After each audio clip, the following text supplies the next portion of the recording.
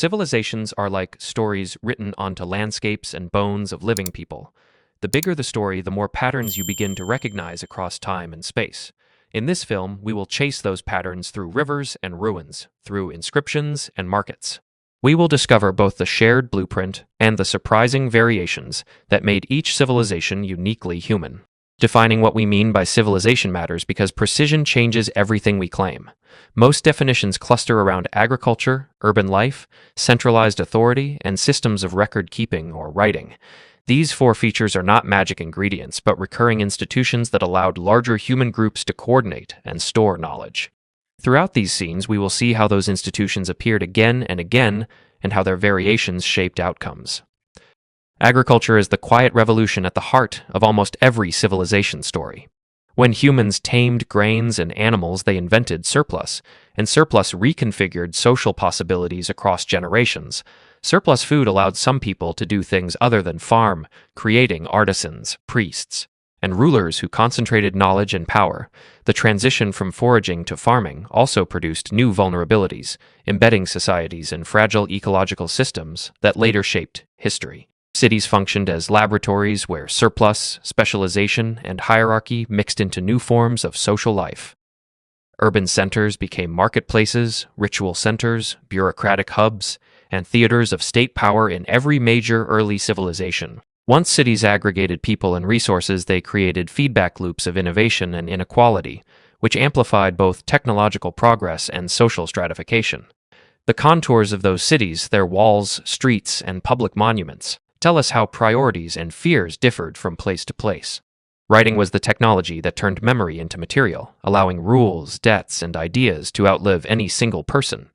Around rivers and trade routes, the first systems of writing emerged to manage grain, labor, and law with startling efficiency. Each script left clues about what mattered to the people who invented it, whether accounting ledgers in Mesopotamia or divinatory inscriptions in China. Once written records existed, cultural memory and administrative capacity could scale in entirely new ways. Government forms diverged earlier than most observers expect, and those differences shaped political stability and expansion. Some systems revolved around city-based councils, while others elevated divine kingship or bureaucratic meritocracy. The choices societies made about who could command armies, collect taxes, and adjudicate disputes left fingerprints on their ability to scale and respond to crisis.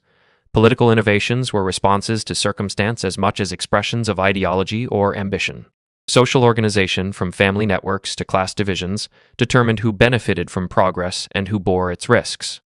Elites built monuments and wrote histories, while commoners tended fields and bore the brunt of conscription and taxation. Slavery, clientage, and corvée labor appeared in various forms across civilizations and influenced economic productivity and social mobility. Understanding these hierarchies reveals how cultural values coexisted with economic imperatives, often producing durable inequality. Religion and ideology supplied meaning and legitimacy to emergent state power, while also organizing communal life. Temples, priesthoods, and ritual calendars connected ordinary labor to cosmic cycles, creating powerful incentives for cooperation. Religious narratives also justified social order and mobilized resources for monumental projects, binding citizens to rulers through shared symbolism. Where theology and administration intertwined, states often proved more resilient and more ruthless when maintaining order. Markets and trade networks transmitted goods, but more importantly, they transmitted ideas and institutions between distant peoples. Long-distance exchange connected specialized producers to new markets and created feedback loops of innovation and dependency.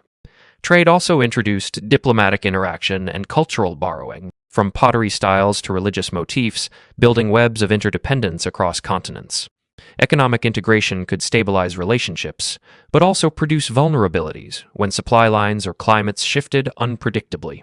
Technological change in metallurgy, irrigation, and construction often drove leaps in state capacity and social complexity. Innovations like bronze tools, ox-drawn plows, and hydraulic engineering had multiplier effects across economies and militaries. Yet technology was not deterministic. Social context determined whether ideas diffused or remained local curiosities. The spread of technology depended on institutional incentives, cultural receptivity, and the existence of networks that could carry specialized knowledge. Environment and resource distribution acted like stage directions that guided the plot of every civilization's story. Rivers, soils, and mineral deposits created opportunities while deserts, mountains, and drought imposed constraints that shaped political choices and migration. The same environment that nourished a city could later become a liability during climatic shifts, turning abundance into scarcity. Reading these environmental signatures helps explain why some societies remained localized while others expanded into empires.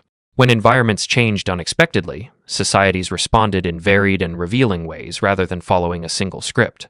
Some adapted through irrigation and crop diversification, while others migrated or consolidated power to ration resources more strictly.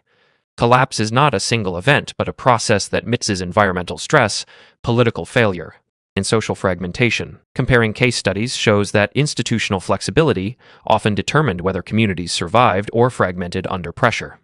Warfare was both a cause and a consequence of civilization scale and competition for resources. As societies grew, so did the scale of organized violence, producing professional armies and novel logistics for provisioning soldiers. Military needs often accelerated technological and administrative developments, making wartime institutions bleed into peacetime governance. The feedback between coercion and administration helps explain why some polities centralized strongly, while others remained loose confederations. Cultural achievements, poetry, astronomy, law, and mathematics reveal not just technical skill but different social purposes across civilizations. Some cultures pursued abstract knowledge tied to ritual and calendars, while others focused on practical administration and engineering. These accomplishments often traveled far from their origins, becoming building blocks for later societies that recombined them in new contexts. Tracing the lineage of ideas shows how human creativity accumulates across time, even in the absence of political continuity. Mesopotamia stands as a prototype of early urban complexity with its city-states, scribal bureaucracy, and legal codes. Between rivers that sustained intensive agriculture, Mesopotamian cities invented writing and law to manage complicated economic relationships. Their innovations in record keeping and irrigation influenced neighbors and successors, making Mesopotamia a hub where technology and administration catalyzed broader regional change. At the same time, political fragmentation meant recurrent cycles of rise and fall across the Fertile Crescent. Egypt developed a different equilibrium shaped by the predictable Nile floods and a centralized, long-lived monarchy. The stability of predictable inundation allowed administrative continuity and monumental architecture on an unprecedented scale. Pharaonic ideology fused kingship with cosmic order, creating incentives to maintain bureaucracy and labor mobilization across centuries. Egypt demonstrates how environment and ideology can jointly produce longevity, even while limiting certain kinds of social experimentation. The Indus Valley civilization offers lessons in urban planning and civic design that remain strikingly modern. Grid cities, sophisticated drainage, and standardized weights hint at coordinated civic institutions with highly developed local governance. Yet the relative silence in their written record makes interpretations difficult, reminding historians that absence of readable texts can obscure rather than indicate simplicity. The Indus case challenges assumptions about the relationship between visible infrastructure and political transparency. Early China shows a long thread of cultural continuity, combined with repeated reinvention under new dynasties and institutions. Written records, state rituals, and bureaucratic exams became tools for stabilizing governance across vast territories. Geographic diversity forced Chinese states to develop administrative sophistication and infrastructural investments that integrated frontier regions. The Chinese model highlights how institutional mechanisms can transmit cultural cohesion across millennia. Mesoamerica followed a different path, with domestication of maize and city-states that developed largely independent of Old World precedents. Pyramid building, calendar systems, and ritual sacrifice emerged in unique combinations that reflected regional ecology and belief systems. Despite technological and conceptual parallels with Afro-Eurasian civilizations, the Americas developed its own networks of exchange and innovation, demonstrating that similar functions can arise from very different histories. Studying these differences forces us to separate functional similarity from historical borrowing. Interactions between civilizations often mattered as much as internal developments in shaping historical trajectories. Trade routes carried not only goods but also institutions, religious ideas, and technological knowledge across continents and millennia. Sometimes these exchanges were asymmetric. with powerful states absorbing innovations from weaker neighbors, and sometimes they were mutual, producing hybrid cultural forms that became new traditions. Recognizing this dynamic helps explain why no civilization is a fully closed system. When we compare civilizations, some recurring patterns appear alongside striking divergences that require explanation. Geography, resource endowment, social structure, and contingency all interact to produce different outcomes from similar starting conditions. Contingency, including accidents of climate, migration, or charismatic leadership, often tipped scales in unpredictable directions that later became treated as historical inevitability. Comparative analysis thus becomes a way to see both what is likely and what is merely possible.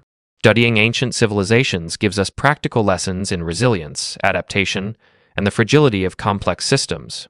Institutional flexibility, diversified economies, and inclusive governance repeatedly appear as factors that help societies withstand shocks. Conversely, high inequality, rigid elites, and ecological mismanagement often presage decline in ways that resonate with challenges we face today. The past becomes a mirror, offering strategies and warnings that remain eerily relevant. Why did civilizations develop differently when they shared so many basic mechanisms of organization? The short answer is contingency fused with environmental and cultural constraints that steered choices into very different paths. Long-term structural differences accumulated through institutions, traditions, and feedback mechanisms, producing durable legacies that influenced later developments. Understanding those legacies helps us interpret world history as an accumulation of human experiments, not a single inevitable march. When we look across civilizations, we see not only echoes but also creative recombination that produced progress and tragedy in varying proportions. Technologies and ideas rarely remained confined, and hybrid forms often outlived their inventors in new cultural contexts. Comparative history, therefore, invites a humility about linear narratives and a curiosity about contingency, showing that human societies are both inventive and vulnerable. This perspective reorients debates about superiority and inevitability toward a more nuanced historical empathy. In the end, the story of ancient civilizations is a story of human possibility writ large and fragile. They show us how basic human capacities like cooperation, memory, and coercion combine to create worlds of remarkable complexity and beauty. Our modern institutions are heirs to those ancient experiments, and their successes and failures remain relevant as we face environmental change and political stress. If this perspective altered how you see history, hit subscribe and follow to explore more hidden patterns of our shared past.